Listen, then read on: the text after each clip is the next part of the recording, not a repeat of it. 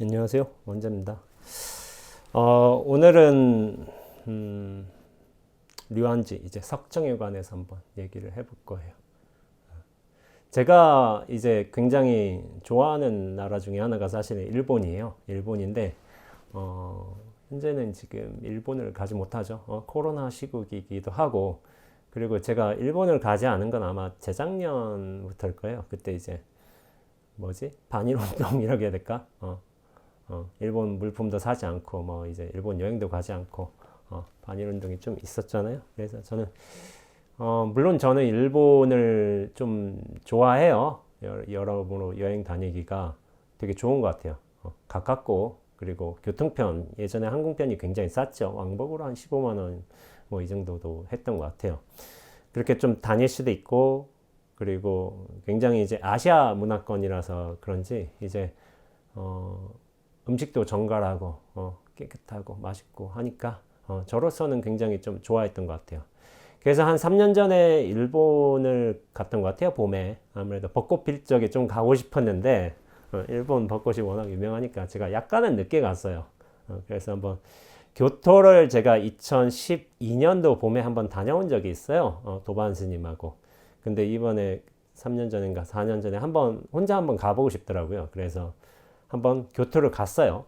교토 가가지고 그 당시에 이제 어떤 뭐 캡슐 호텔이라고 해야 되나? 이런 조만한 이제 그런 굴 같은 데 들어가서 이제 자는 그런 것도 한번 체험해보고, 그때 한 3만 원 좀 넘었던 것 같아요. 한국 돈으로 환산하자면은. 근데 되게 좀 괜찮더라고요. 괜찮고 해가지고 야, 이런 데도 있구나 하고서 한번 경험해보고, 그냥 예전에 가봤던 이제 사찰들 이제 버스 패스인가? 뭐 그런 거 끊었을 거예요. 끊어가지고 이렇게 돌아다니면서 그렇게 해서 이제 절들을 이제 참배를 한 적이 있죠. 근데 이제 예전에 그랬어요. 저는 이제 일본 처음 갔을 적에 일본은 이제 절에 입장권을 끊어야 돼요. 입장권 끊어서 들어가야 되는데 한국 같은 경우에는 외국에서 오는 스님들, 뭐 베트남이나 티벳이나 일본이나 중국이나 그런 스님들 같은 경우에는 그냥 무료로 당연히 절에 들어올 수 있죠. 왜냐하면 같이 이제 불법에 귀한 이제 제자들이니까. 그래서 당연히 들어올 수 있는데, 일본은 좀 독특한 게 있었어요. 그 대부분의 사찰은 그냥 스님이라면은 들어갈 수 있지만은 어떤 사찰 같은 경우는 이제 입장료를 스님이라고 하더라도 낸다고 하더라고요. 그래서 좀 저는 되게 독특했어요. 그래서 이제 2012년도에 이제 그 당시에는 이제 절에 들어갈 적에 도반 스님한테 이제 한글로 적어달라고 한 거예요. 이제 제 도반하고 또 같이 이제 사찰을 참배를 했으니까 그 당시에는 이제 막 그런 말을 적어서 막 한 거예요. 그러니까 저 한국에서 온 스님인데요. 절에 무료로 들어갈 수 있겠습니까? 이런 거를 제가 일본어로 못하니까 이제 한글로 적어가지고 또 일본어로 적은 거를 이렇게 쪽지를 갖고 다녔어요. 혹시나 이제 말이 안 통하면 이거 보여주면 되니까. 그래서 이제 티켓을 얻어가지고 원래 티켓 매표소 있죠? 매표소에서 티켓을 얻어가지고 그걸 나중에 검피원한테 보여주면서 그렇게 했는데, 근데 이제 그때 뭐 그걸 외운 거예요. 私たちは韓国のお部さんです. 예, お部さんも20が必要ですか? 뭐 이렇게 외워가지고 그냥 간 거예요. 그러면 대부분 통했는데 안 통한 데도 있었어요. 근데 3, 4년 전에 갈 때는 이걸 좀 말하는 것도 귀찮더라고요. 귀찮아가지고 그냥 이제 매표소 안 가요. 매표소 안 가고 그냥 입구를 딱 지날 적에 제가 이제 승복을 입고 다녔잖아요. 그러니까 두루마기를 입고 다니고, 제가 모자는 이제 밀짚 모자는 안 쓰고 다녀요. 원래 저는 페도라 쓰고 다닙니다.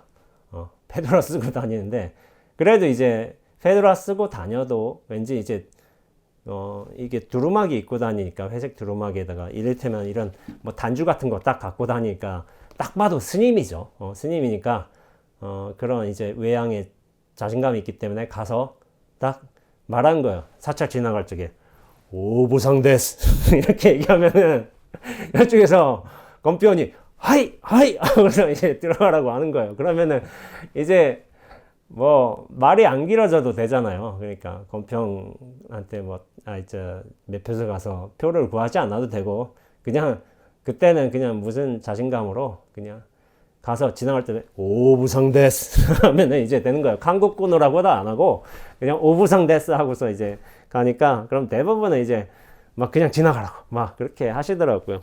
예.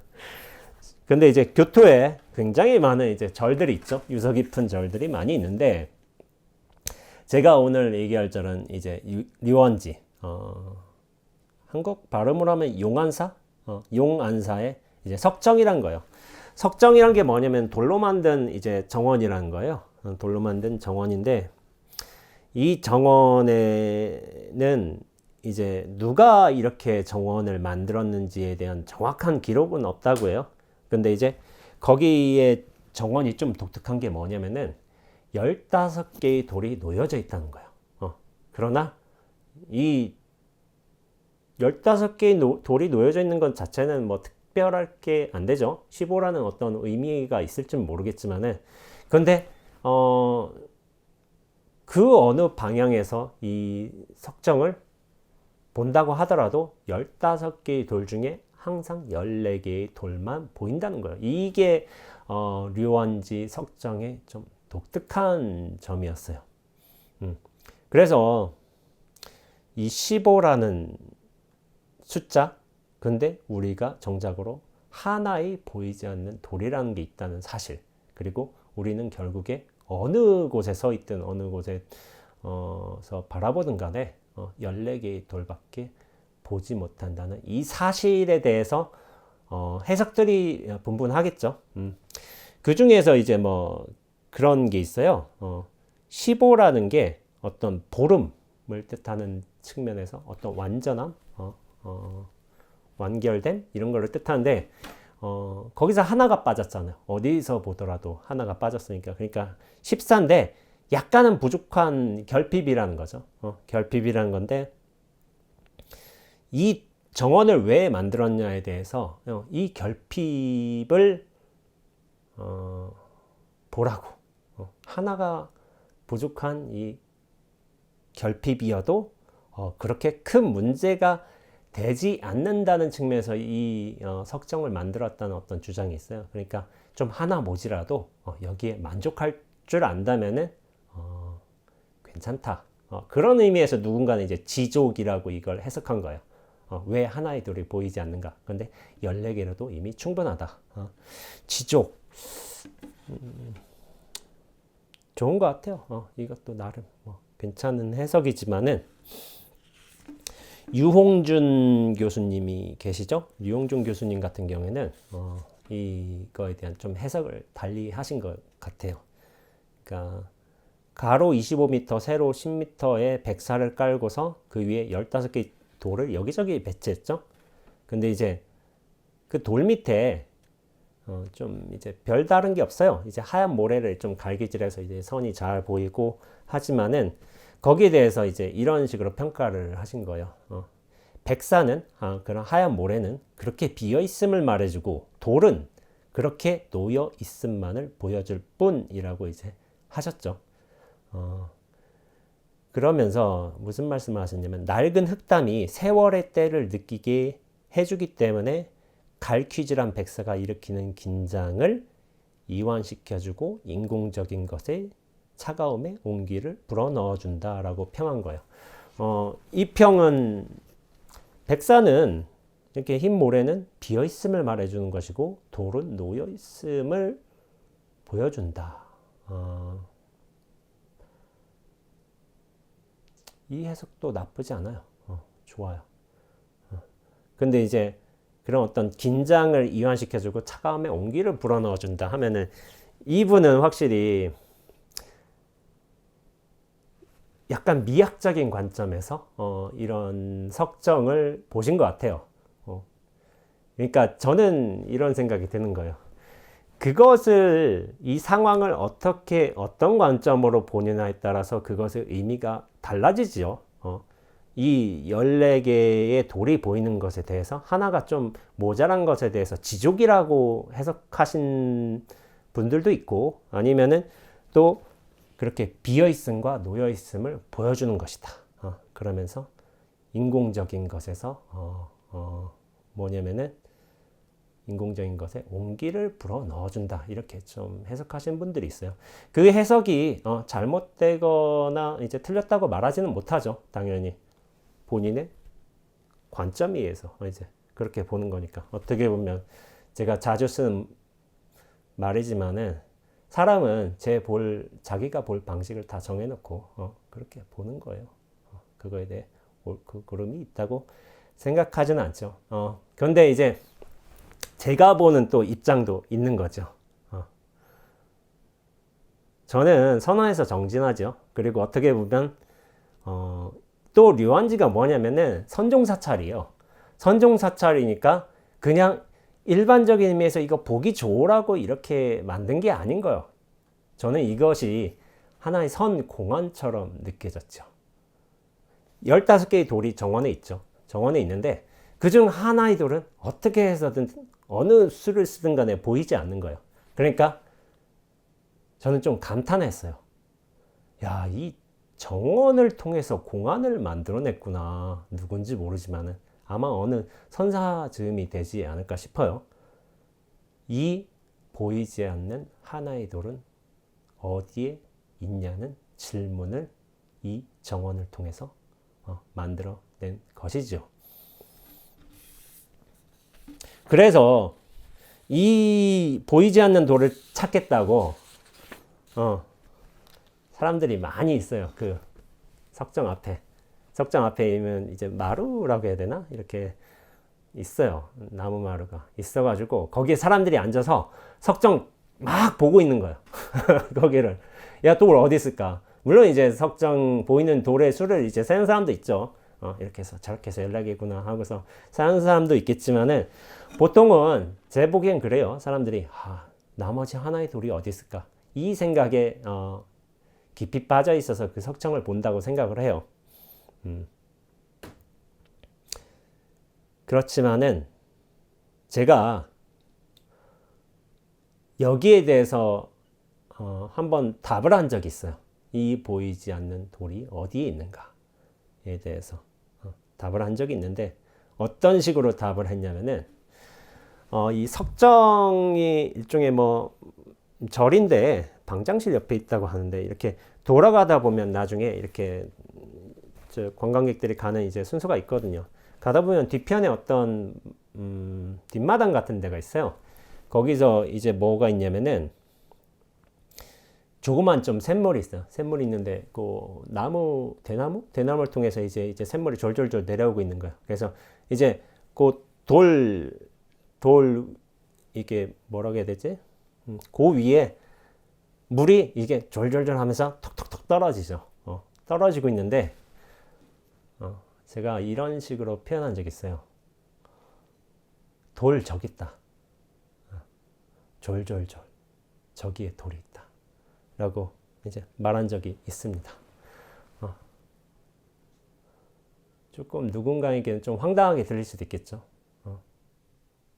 아니 돌 찾아야 되는데 저 소리에 돌이 있다고 말한다면은 좀 그럴 수도 있겠죠. 그것에 대한 이제 구체적인 해설을 할 수도 있겠지만은 너무 구체적으로 가면 또 좋지도 않은 것 같아요. 제 생각에는. 그래서 대략적으로 좀 얘기를 한 적이 있어요. 그래서 어떤 식으로 말했냐면은 저 보이지 않는 돌을 찾지 못하는 이유는 저 돌을 모양으로 보려고 하기 때문에 저 보이지 않는 돌을 참 잘 만들어냈다고 생각하는 게 저 공안을 저 돌에는 모양이 없어요. 모양이 없는데 모양이 없는 것을 모양으로 찾으려는 데서 많이들 실패하고 맙니다.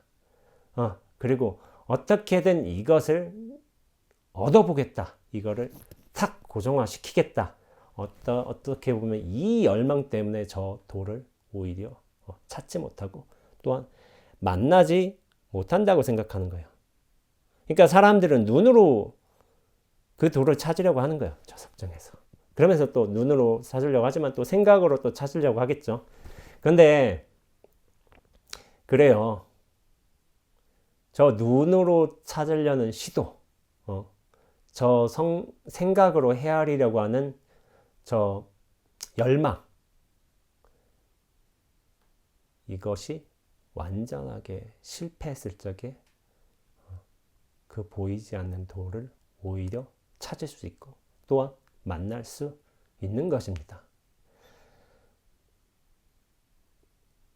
그 돌은 우리가 알고 있는 이제 돌이 아니에요. 돌이 모양 없는 돌. 이 전체의 돌이에요. 전체의 돌. 그래서 정말 그런 노력과 시도, 열망이 실패하거나 혹은 포기될 수 있다면 완전히 포기되거나 실패될 수 있다면은 세상의 그 모든 것들이 돌이 됩니다. 제가 졸졸졸 저게 돌이 된다고 했잖아요. 저 분명히 소리잖아요. 소리인데 모양 없음으로 돌아간다면은 소리도 될 수 있는 법이에요. 근데 단지 소리뿐일까요? 저게 그냥 답이 제가 하나로서 제시한 답이 그렇다는 거예요. 어떻게 보면 그 봄날에 마룻바닥 맨들맨들 하잖아요. 거기에 봄날 햇빛이 비쳐가지고 반짝이는 모습이 될 수도 있는 거고, 이를테면 사람들이 이런저런 외국에서 온 사람도 있고 뭐 동양에서 온 사람도 있고 이런 두런두런 거리는 소리도 될 수가 있는 것이고, 아니면 그 볕을 받아서 마룻바닥이 조금 맨질맨질하고 따뜻하잖아요. 그럼 따뜻한 마룻바닥이 될 수도 있는 거고 한 거예요. 그 돌에 진정으로 어떤 조건이나 상태에 구속됨이 없다면은 그 돌은 모두가 될 수 있습니다. 그렇게, 왜냐하면 머무를 데가 없기 때문이에요. 머무를 데가 없으면은 그 모든 인연에 맞게끔 모든 자리에서 머물 수도 있습니다. 그리고 그 머무름의 일들, 나타나는 모습들이 진실해질 수가 있는 거죠. 그래요. 저는 선승의 관점에서 이 도를 해석한 거예요. 해석한 것이고, 이것들이 누군가에게는 별스럽지 않은 질문이 될 수가 있어요. 근데 이제 저 같은 사람들, 수행하는 사람들, 저도 성향이 그렇지만 저는 약간 끝까지 물고 늘어져요. 그래서 끝장을 좀 봐야 돼요. 어떻게 보면 그런 이제 이런 성향 때문에, 그리고 어떤 난 이 진리를 구하겠다는 이런 생각 때문에 선호해서 이제 정진하고 그렇게 살아온 것이겠죠. 여러분들한테는 이게 어떤 도리일지 저는 잘 모르겠어요. 물론 이제 그걸 불완전함이라고 하더라도 이걸 수용하고 안분지족할 수 있다면 그것도 괜찮고, 또한 이걸 미학적인 관점에서 이렇게 바라본다고 해도 괜찮고, 그러나 이 한 가지의 의문, 저 보이지 않는 돌은 도대체 어디 있는가? 이 의문을 끝까지 이제 늘어지고 그걸 찾아가는 것이 어떻게 보면 수행자의 자세가 아닌가 하고 생각을 합니다. 그것에 대해서 이제 제가 좀 이런 식으로 말을 할 수 있는 거죠. 제 첫 책의 제목이죠. 질문이, 우린 그 추구를 하게 돼 있어요. 찾게 돼 있고, 열망을. 그러나 이 질문이 완전하게 멈춰지면은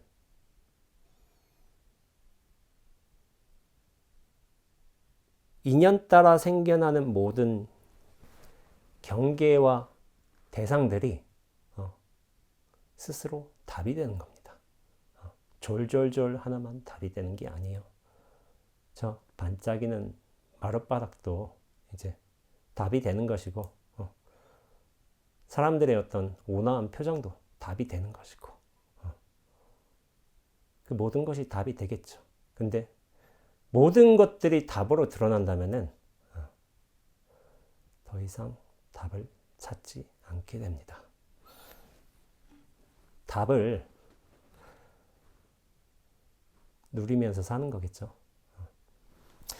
예, 오늘은 유한지 석정에 관해서 이렇게 좀 간단하게 얘기를 해보겠고요. 언젠가 이제 코로나가 끝나게 되면은 일본에 가실 일도 생기시겠죠. 저 역시도 일본을 좋아해서 언젠가는 또 가겠죠. 가보겠지만은 유한지 석정에 가면은 원재 스님이라는 사람이 이런 말을 했구나 하고서 한번 이제 상념에 빠져보신 것도 석정에서 그것도 좋은 기회가 되리라고 생각을 합니다. 예, 수고하셨습니다. 다음 영상 때 뵙겠습니다.